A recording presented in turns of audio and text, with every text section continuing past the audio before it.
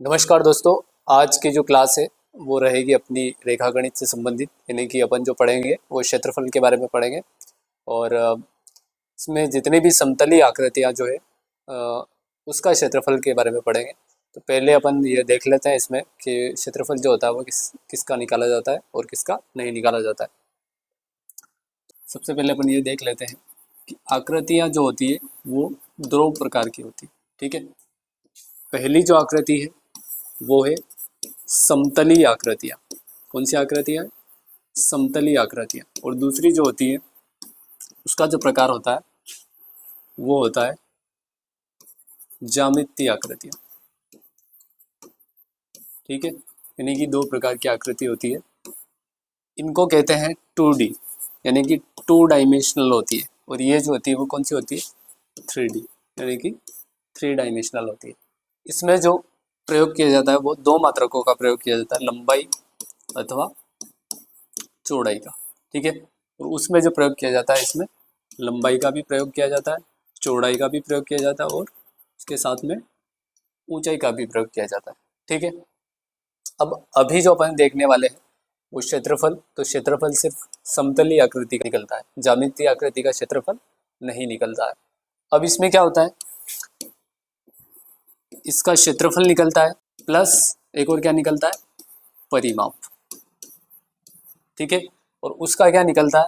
इसका क्षेत्रफल नहीं निकलता है, इसका निकलता है पृष्ठीय क्षेत्रफल। और प्लस में क्या निकलता है? आयतन निकलता है। ठीक है, अब सबसे पहले अपन अभी क्षेत्रफल के बारे में बात कर रहे हैं।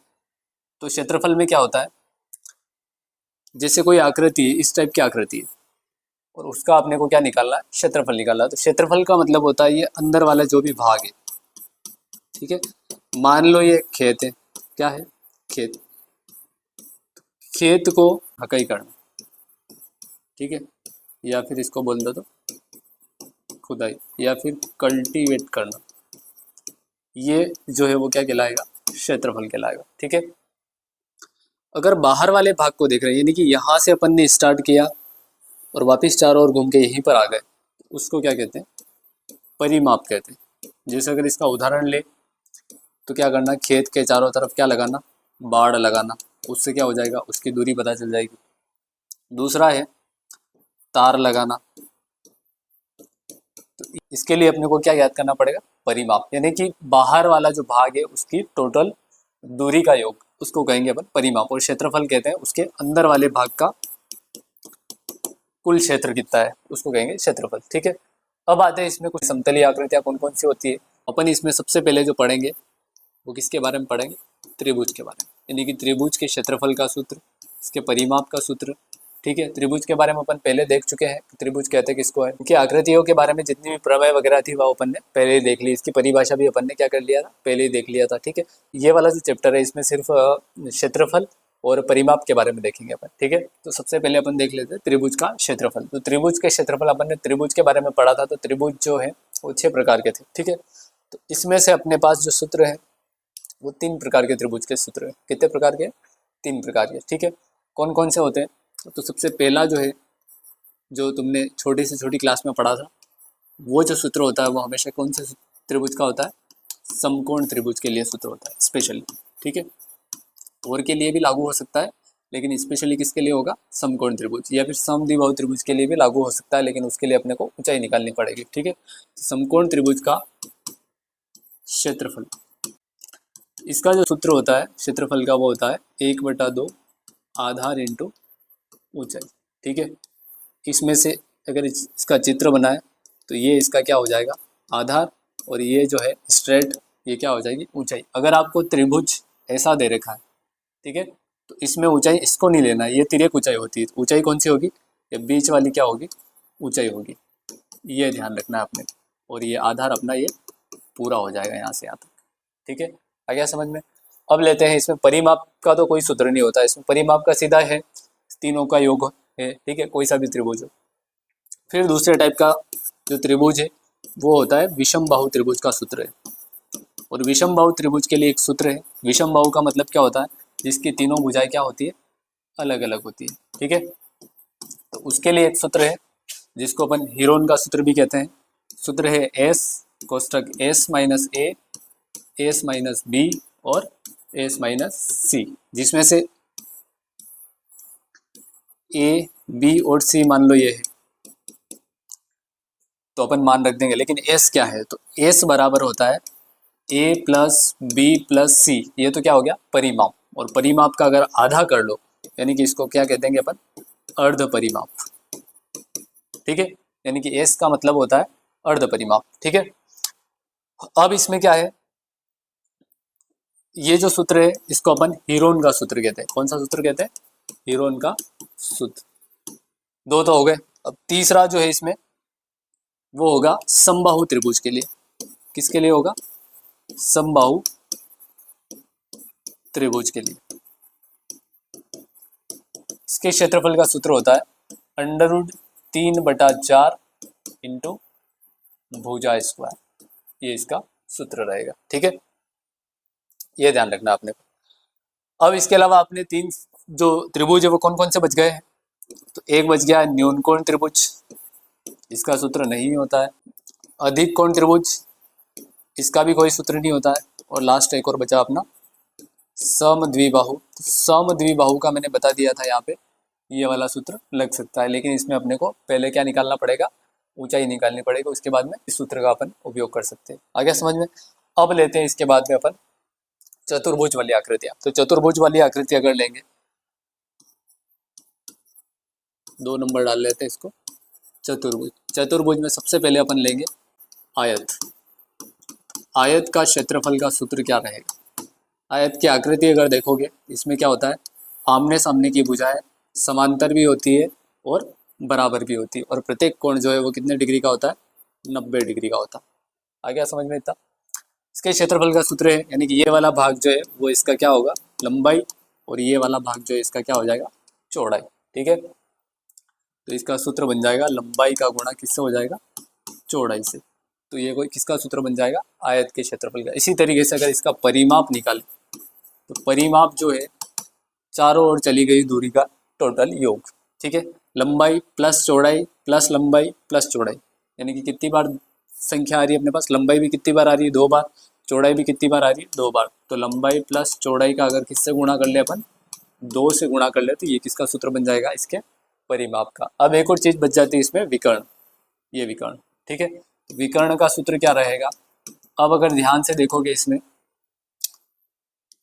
तो ये जो त्रिभुज बन रहा है ये कौन सा त्रिभुज है, समकोण त्रिभुज। और समकोण त्रिभुज में पाइथागोरस प्रमेय का जो सूत्र है, कर्ण स्क्वायर बराबर आधार स्क्वायर प्लस लंब स्क्वायर। तो इसके लिए भी सूत्र क्या बन जाएगा, लंबाई स्क्वायर प्लस चौड़ाई स्क्वायर, और उस पर क्या लग जाएगा, रूट लग जाएगा, ठीक है, क्योंकि विकर्ण स्क्वायर वहां से क्या हट जाएगा, स्क्वायर हट जाएगा, इसलिए। अब लेते हैं दूसरा टाइप जो है वो है वर्ग। वर्ग भी सेम इसी टाइप की आकृति होती है, बस इसमें क्या होता है, इसकी चारों भुजाएं जो होती है वो क्या होती है, बराबर होती है, और प्रत्येक कोण कितने डिग्री का होता है, 90 डिग्री का, ठीक है। तो इसका जो सूत्र बनेगा, यानी कि अगर इसके क्षेत्रफल का सूत्र देखोगे तो वो बन जाएगा भुजा इंटू भुजा। जैसे वहाँ लंबाई इंटू चौड़ाई था, तो यहाँ पे सारी क्या है, एक तरह से एक ही लंबाई की भुजा है, इसलिए क्या हो जाएगा, भुजा इंटू भुजा। और लिखो तो इसको लिख सकते हैं भुजा का स्क्वायर, ठीक है। अब इसका परिमाप देखोगे तो परिमाप का सूत्र क्या हो जाएगा, चारों बराबर है इसलिए क्या हो जाएगा, 4 का गुणा किससे हो जाएगा, सीधा भुजा से हो जाएगा, ठीक है। नेक्स्ट इसमें क्या आ जाता है, विकर्ण। विकर्ण का सूत्र हो जाएगा भुजा स्क्वायर प्लस भुजा स्क्वायर, यही रहेगा ना, यानी कि इसका स्क्वायर प्लस इसका स्क्वायर। तो कितनी बार भुजा स्क्वायर है, 2 बार है, तो ये हो जाएगा 2 भुजा स्क्वायर। जैसे यहाँ पे रूट हटाया अपन ने तो क्या बन जाएगा, कुल मिला के अंडर रूट लगेगा, तो यहाँ से √2 हो जाएगा, और भुजा का स्क्वायर स्क्वायर हट जाएगा, क्या बन जाएगा, √2 इंटू भुजा। ये इसका किसका सूत्र बन जाएगा, विकर्ण का सूत्र बन जाएगा। नेक्स्ट देखते हैं अब, नेक्स्ट जो आकृति वो ले लेते हैं समांतर चतुर्भुज। समांतर चतुर्भुज जो होता है वो आयत की जैसी आकृति होती है, बस इसका जो प्रत्येक कोण है वो 90 डिग्री हो भी सकता है और नहीं भी हो सकता है, ठीक है। तो समांतर चतुर्भुज का सूत्र जो है आधार इंटू क्या हो जाएगा, ऊंचाई, ठीक है। ये तो हो गया इसका क्षेत्रफल का सूत्र। परिमाप को इसमें देखने की जरूरत ही नहीं है, चारों भुजाओं का योग ही क्या हो जाएगा, परिमाप हो जाएगा। नेक्स्ट लेते हैं चौथा समचतुर्भुज। समचतुर्भुज के लिए सूत्र होता है 1/2 इंटू क्या हो जाएगा, विकर्णों का गुणनफल। ये अपना क्या बन जाएगा, समचतुर्भुज का क्षेत्रफल का सूत्र। ठीक है, नेक्स्ट पांचवा मोस्ट इंपॉर्टेंट, परीक्षा में ज्यादातर पूछा जाता है, समलंब चतुर्भुज। समलंब चतुर्भुज के क्षेत्रफल का सूत्र देखिए अगर, तो इसका होता है 1/2,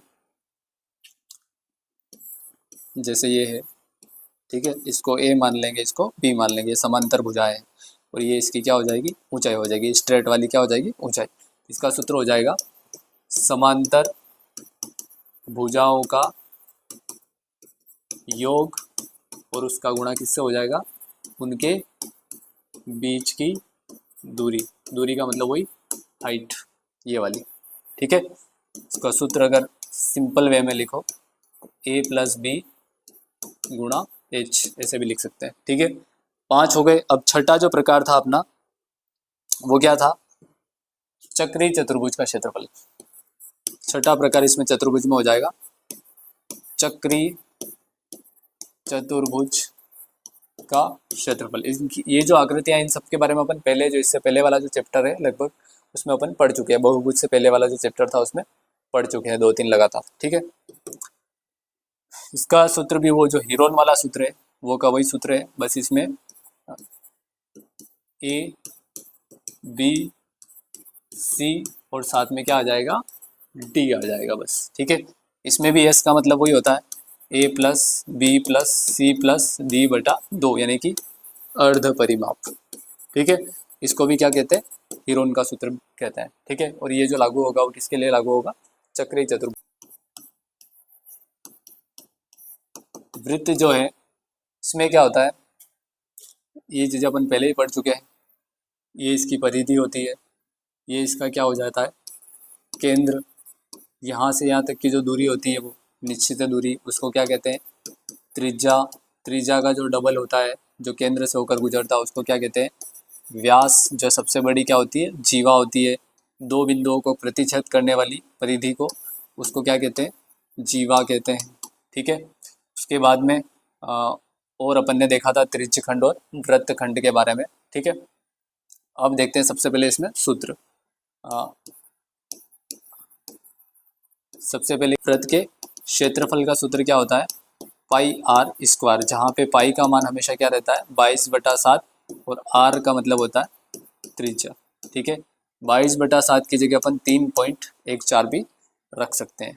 नेक्स्ट आता है इसमें परिधि का सूत्र। अब यहाँ पे परिमाप नहीं लिखा हुआ है, यहाँ पे क्या लिखा हुआ है, परिधि लिखा हुआ है। तो परिधि इसलिए स्पेशल नाम दे रखा है क्योंकि ये जो इसकी जो आकृति है, यानी कि बाहर वाला जो भाग है, उसको अपन स्केल द्वारा नहीं नाप सकते। जिसमें अपन नापने में स्केल का यूज़ कर सकते हैं, वहाँ पे हमेशा क्या आएगा, परिमाप आएगा। और जहाँ स्केल का यूज़ नहीं कर सकते हैं, वहाँ पे क्या आएगा, परिधि आएगी। इसलिए वृत्त के लिए नाम दे रखा है परिधि। ठीक है, तो इसका जो सूत्र होता है वो क्या होता है, 2πr। इसी तरीके से अगर आगे देखेंगे तो इसमें आ जाएगा अर्धवृत्त। ठीक है, अर्धवृत्त में देखोगे तो अर्धवृत्त की जो आकृति होती है, यानी कि आधा वृत्त होता है। अब इसका क्षेत्रफल देखोगे तो क्षेत्रफल का सूत्र क्या हो जाएगा, जैसे यहाँ पे πr² है, इसका आधा क्या हो जाएगा, 1/2 πr²। ये तो बन गया किसका, क्षेत्रफल का सूत्र। इसी तरीके से अगर इसका